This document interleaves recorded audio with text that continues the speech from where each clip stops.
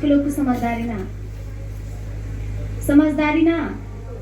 भोजपुरी के सिंगर रवि किशन सांसद में मांग किए थे कि SC/ST खत्म कर दिया जाए। SC/ST कब लगता है? जब हमको कोई मार दे।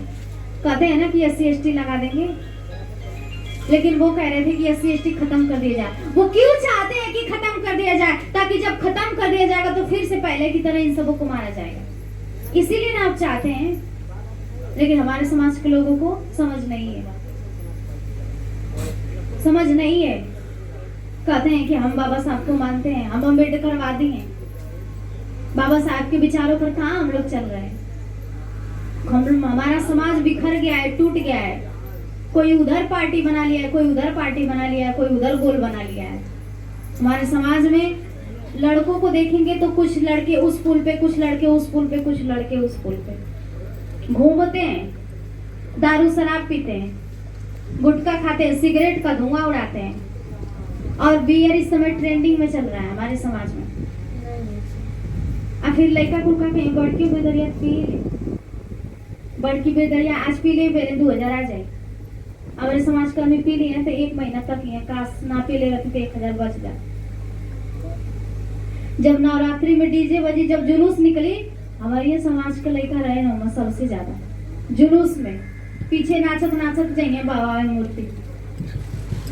कभी तो लोग देख लिया कौन ठाकुर को, कौन पंडित को, कौन ब्राह्मण का लड़का कभी जिंदगी में ना नाचत नाचत जाए, कभी जिंदगी में ना नाचत नाचत जाए।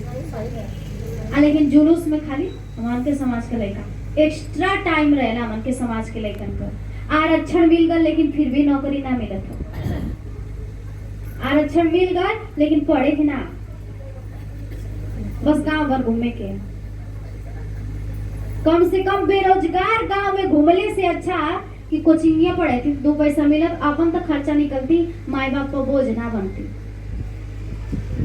हाँ कि ना। लेकिन ई कुछ समझदारी ना, कुछ गलत ना ना कहती हम दादी। सही बात है, सही बात। मन के समाज को लोग बतावा, सब कहला कि नहीं अब ना सतावल जाई। आए दिन सुने के मिलेला कि फलानी जगह बाबा साहब को मूर्ति टूट गई, फलानी जगह बाबा साहब को मूर्ति टूट गई। सोचा बाबा साहब को मूर्ति तोड़ देने से क्या संविधान खत्म हो जाएगा? बाबा साहब को मूर्ति तोड़ देने से क्या बाबा साहब का नाम खत्म हो जाएगा? कभी नहीं खत्म होगा। लेकिन फिर भी संविधान खत्म करने के चक्कर में और मूर्ति तोड़ने के चक्कर में हमेशा सब लगे रहते हैं।